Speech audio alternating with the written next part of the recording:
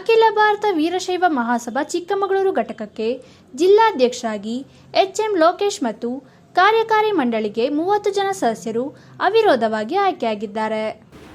ಅಖಿಲ ಭಾರತ ವೀರಶೈವ ಮಹಾಸಭೆಯ ರಾಜ್ಯ ಸಮಿತಿ ನಿರ್ದೇಶನದಂತೆ ದಿನಾಂಕ 1/7/24ರಿಂದ ದಿನಾಂಕ 27/24ವರೆಗೆ ಜಿಲ್ಲಾ ಘಟಕ ಹಾಗೂ ತಾಲೂಕು ಘಟಕಗಳ ಚುನಾವಣೆ ಘೋಷಣೆ ಮಾಡಿದ್ದು, ಅದರಂತೆ ನಾಮಪತ್ರಗಳನ್ನು ಸಲ್ಲಿಸಿ ಜಿಲ್ಲಾ ಘಟಕಕ್ಕೆ ಅಧ್ಯಕ್ಷರಾಗಿ ಎಚ್.ಎಂ. ಲೋಕೇಶ್ ಮತ್ತು 30 ಜನ ಕಾರ್ಯಕಾರಿ ಮಂಡಳಿಯ ಸದಸ್ಯರಲ್ಲಿ 10 ಜನ ಮಹಿಳೆ ಮತ್ತು 20 ಪುರುಷರು ಕಾರ್ಯನಿರ್ವಾಹಕ ನಿರ್ದೇಶಕರಾಗಿ ಅವಿರೋಧವಾಗಿ ಆ ದಿನ ಆಯ್ಕೆಯಾಗಿದ್ದಾರೆ. 5 ವರ್ಷಗಳ ಕಾಲ ಈ ಕಾರ್ಯಕಾರಿ ಸಮಿತಿ ಚಾಲ್ತಿಯಲ್ಲಿದ್ದು, ಚಿಕ್ಕಮಗಳೂರು ತಾಲೂಕು ಅಧ್ಯಕ್ಷರಾಗಿ ನಿಶಾಂತ್, ತರೀಕೆರೆ ತಾಲೂಕು ಅಧ್ಯಕ್ಷರಾಗಿ ಎಂ.ಬಿ. ಗಿರಿರಾಜ್, ಮೂಡಿಗೆರೆ ಅಧ್ಯಕ್ಷರಾಗಿ ಬಿ.ಎಸ್. ಓಂಕಾರ್, ಕಡೂರು ಅಧ್ಯಕ್ಷರಾಗಿ ಎಸ್.ಪಿ. ರೇಣುಕಾರಾಧ್ಯ ಆಯ್ಕೆಯಾಗಿದ್ದು, ತಾಲೂಕು ಘಟಕದ ವಿವಿಧ ಹುದ್ದೆಗಳಿಗೆ ಪದಾಧಿಕಾರಿಗಳು ಆಯ್ಕೆಯಾಗಿರುತ್ತಾರೆ.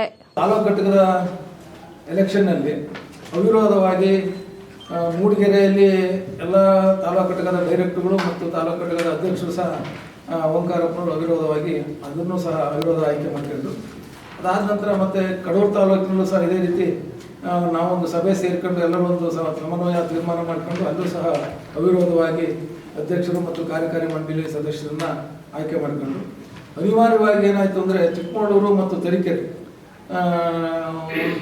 ಎಲೆಕ್ಷನ್ ಮಾಡುವಂಥ ಸಂದರ್ಭ ಬಂತು. ನಾವು ಎಲೆಕ್ಷನ್ ಮಾಡಬಾರ್ದು ಅಂತ ಒಂದು ಉದ್ದೇಶ ಇತ್ತು. ಕಾರಣ ನಾವು ನಮ್ಮ ಮಹಾಸಭಾ ನಡೆದಿರೋದು ಎಲ್ಲ ಸಂಘಟನೆ ಮಾಡ್ಕೊಂಡು ಹೋಗ್ಬೇಕು, ಎಲ್ಲರೂ ಒಗ್ಗೂಡಿಸ್ಕೊಂಡು ಹೋಗ್ಬೇಕು ಅನ್ನೋ ಉದ್ದೇಶ ಇಟ್ಕೊಂಡು ನಾವು ಈ ಸಂಘಟನೆ ಮಾಡ್ಕೊಂಡು ಬಂದಿರೋ ದೃಷ್ಟಿಯಿಂದ ಎಲೆಕ್ಷನ್ ಮಾಡಬಾರ್ದು ಅಂತ ಇತ್ತು. ಅನಿವಾರ್ಯ ಅದು ಸಹ ಎಲೆಕ್ಷನ್ ಆಗುವಂಥ ಪರಿಸ್ಥಿತಿ ಬಂದು ಅಲ್ಲಿ ಚಿಕ್ಕಮಗಳೂರಿನಲ್ಲಿ ಎಲೆಕ್ಷನ್ ನಡೀತು. ಆ ಸಂದರ್ಭದಲ್ಲಿ ನಿಶಾಂತ್ ಅವರು ಆಯ್ಕೆಯಾಗಿದ್ದಾರೆ. ಮತ್ತು ತರೀಕೆರೆಯಲ್ಲಿ ಅಲ್ಲಿನೂ ಸಹ ಎಲೆಕ್ಷನ್ ಆಗ್ತಾ ಇರಲಿಲ್ಲ. ಒಂದು 15 ದಿವಸ 20 ದಿವಸದ ಮುಂಚೆ ಮೆಂಬರ್ ಆದಂಥವರು ಅಪ್ಲಿಕೇಶನ್ ಹಾಕಿ ಏನು ಮಾಡಿದ್ರು ತೆಗಿಲಿಲ್ಲ. ಅಲ್ಲೂ ಸಹ ಎಲೆಕ್ಷನ್ ಮಾಡಿದ್ರು. ಆ ಸಂದರ್ಭದಲ್ಲಿ ಮುಂಡ್ರೆ ಗಿರೀಶ್ ಅಣ್ಣನವರು ಒಂದು ಎಲೆಕ್ಷನ್ನಲ್ಲಿ ಆಯ್ಕೆ ಆದರು. ಹೀಗೆ ನಮ್ಮ ಪ್ರಕ್ರಿಯೆ ತಾಲೂಕು ಮತ್ತು ಜಿಲ್ಲಾ ಘಟಕದ ಪ್ರಕ್ರಿಯೆ ಎಲೆಕ್ಷನ್ ಪ್ರಕ್ರಿಯೆ ಮುಗಿದಿದೆ.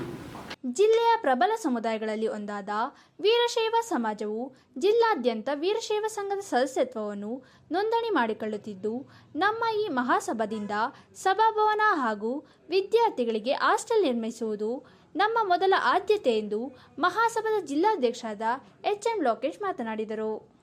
ಪ್ರತಿಭಾ ಪುರಸ್ಕಾರವನ್ನು ನಾವು ಪ್ರತಿ ವರ್ಷವೂ ಸಹ SSC ಮತ್ತು PUC ಮಕ್ಕಳಿಗೆ ಅತಿ ಹೆಚ್ಚಿನ ಅಂಕ ಪಡೆದಂಥ ಮಕ್ಕಳಿಗೆ ಗುರುತಿಸಿ ಆನ್ಲೈನಲ್ಲೆಲ್ಲ ಹಾಕಿ ಪೇಪರ್ನಲ್ಲಿ ಕೊಟ್ಟು ಅಂತಹ ಮಕ್ಕಳಿಗೆ ಪ್ರತಿ ವರ್ಷವೂ ಸಹ ಕರೆದವ್ರಿಗೊಂದು ಪ್ರೋತ್ಸಾಹ ಧನವನ್ನು ಕೊಟ್ಟು ಅಲ್ಲೊಂದು ಸಭೆಯನ್ನು ಮಾಡಿ ಯಾರಾದರೂ ಒಂದು ಜಗದ್ಗುರುಗಳು ಅಥವಾ ಗುರುಗಳ ಮುಖಾಂತರ ಅವರಿಗೆ ಬೋಧನೆ ಮಾಡಿ ಆ ಒಂದು ಪತ್ರವನ್ನು ಕೊಡೋದಂತ ಈಗ ಅಲ್ಲಿಂದಲೂ ಈಗ ನನ್ನ ಅವಧಿಯಿಂದಲೂ ಸಹ ಮಾಡ್ಕೊಂಡು ಬರ್ತಾ ಇದ್ದೀನಿ. ಅದು ಸಹ ಯಶಸ್ವಿಯಾಗಿ ಆ ಕಾರ್ಯನಿರ್ವಹಿಸ್ತಾ ಇದ್ದೀನಿ. ಅದೇ ರೀತಿಯೂ ಸಹ ನಮಗೆ ತಮಗೆಲ್ಲರೂ ಗೊತ್ತಿರ್ಬೋದು, ನಾವು OBC ನಮಗೆ ಕೊಡಬೇಕು ಅನ್ನೋ ಒಂದು ದೃಷ್ಟಿ ಇಟ್ಕೊಂಡು ಆ ಸಂದರ್ಭದಲ್ಲೂ ಸಹ ನಮ್ಮ ಮಹಾಸಭೆಯಿಂದ ಹೋರಾಟ ಮಾಡಿ ಪ್ರೊಟೆಸ್ಟ್ ಮಾಡಿ ನಮಗೆಲ್ಲರೂ ಗೊತ್ತಿದೆ. ಅವತ್ತು ಸಹ ನಾನು ಪ್ರೆಸ್ ಮೀಟ್ ಮಾಡಿ ತಿಳಿಸಿದ್ದೆ ನಮಗೆಲ್ಲ.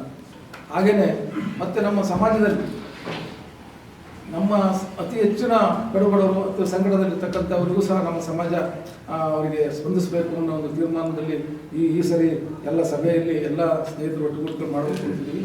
ಹಾಗೆಯೇ ತಮಗೆ ಗೊತ್ತಿರೋಂಗೆ ಈಗಾಗಲೇ ಒಂದು ನಿವೇಶನವನ್ನು ಸಹ ನಾವು ಒಂದು ಹಂತಕ್ಕೆ ತಂದಿದ್ದೀವಿ. ಸರ್ಕಾರದಿಂದ ಒಂದು ನಿವೇಶನ ಪಡ್ಕೊಂಡು ಅಲ್ಲಿ ಒಂದು ಭವನವನ್ನು ಕಟ್ಟಿ ಒಂದು ವಿದ್ಯಾರ್ಥಿ ನಿಲಯರಿಗೆ ಬಡ ಮಕ್ಕಳಿಗೆ ಅನುಕೂಲ ಮಾಡಬೇಕು ಅನ್ನೋ ಉದ್ದೇಶ ಇಟ್ಕೊಂಡು ಈ ಒಂದು ಹಂತದಲ್ಲಿದೆ.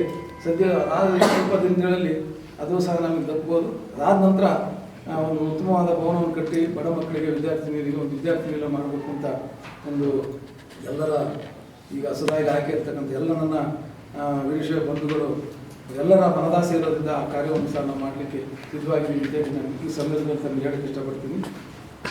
ಹಾಗೆಯೇ ಪ್ರತಿಭಾವಂತ ವಿದ್ಯಾರ್ಥಿಗಳನ್ನು ಹಾಗೂ ಸಮಾಜಕ್ಕಾಗಿ ದುಡಿದ ವ್ಯಕ್ತಿಗಳನ್ನು ಗೌರವಿಸಿ ಸನ್ಮಾನಿಸುವ ಕೆಲಸವನ್ನು ನಾವುಗಳು ಹಮ್ಮಿಕೊಳ್ಳಲಿದ್ದೇವೆ. ಸಮಾಜದ ಎಲ್ಲ ಬಾಂಧವರ ಜೊತೆಗೂಡಿ ಸಂಘದ ಯಶಸ್ಸಿಗೆ ಕೈಜೋಡಿಸಿ ಎಂದು ನಗರದಲ್ಲಿ ನಡೆದ ಪತ್ರಿಕಾಗೋಷ್ಠಿಯಲ್ಲಿ ಅವರು ಸಂಘದ ಸದಸ್ಯರಿಗೆ ಮನವಿ ಮಾಡಿದರು. ನಾವು ನಮ್ಮ ಸಮಾಜದ ಬಸವಣ್ಣವರ ಜಯಂತಿ ಆಗಲಿ, ರೇಣುಕರ ಜಯಂತಿ ಆಗಲಿ, ಶ್ರೀರಾಮಣ್ಣ ಜಯಂತಿ ಆಗಲಿ, ಇದೆಲ್ಲರೂ ಸಹ ಮಾಡ್ಕೊಂಡು ಬರ್ತಾ ಇದ್ದೀವಿ. ನಾವು ಯಾವುದೂ ಬಿಟ್ಟಿಲ್ಲ. ಈಗೆಲ್ಲ ನಮ್ಮ ಸಮಾಜದಲ್ಲಿ ಯಾವ ಕಾರ್ಯಕ್ರಮ ನಡೀಬೇಕು ಆ ಕಾರ್ಯಕ್ರಮದಲ್ಲಿ ಎಲ್ಲರೂ ಸಹ ವೀರಶೈವ ಮಹಾಸಭಾ ಅತಿ ಹೆಚ್ಚಿನ ಸಂಖ್ಯೆಯಲ್ಲಿ ಭಾಗವಹಿಸಿ ಕಾರ್ಯಕ್ರಮವನ್ನು ಯಶಸ್ವಿಗೊಳಿಸೋಕ್ಕೆ ಎಷ್ಟು ಪ್ರಯತ್ನ ಬೇಕು ಅಷ್ಟೆಲ್ಲರೂ ಸಹ ನಮ್ಮ ಎಲ್ಲ ನಮ್ಮ ಬಂಧುಗಳು ಒಟ್ಟುಗೂಡ್ಕೊಂಡು ನಾನು ಅಂತ ಒಬ್ಬರು ಇಲ್ಲ, ನಮ್ಮ ಸಮಾಜ ಎಲ್ಲರೂ ಒಟ್ಟುಗೂಡಿ ಮಾತ್ರ ಕೆಲಸ ಸಾಧನೆ ಮಾಡೋಕ್ಕಾದ್ರೆ ಎಲ್ಲರೂ ಸಹ ನನಗೆ ಬೆಂಬಲ ಕೊಟ್ಟುಕೊಂಡು ನನಗೆ ಪ್ರೋತ್ಸಾಹಿಸಿ ಎಲ್ಲ ಕಾರ್ಯವನ್ನು ಸಹ ಯಶಸ್ವಿಗೊಳಿಸ್ತಾ ಬರ್ತಾ ಇದ್ವಿ.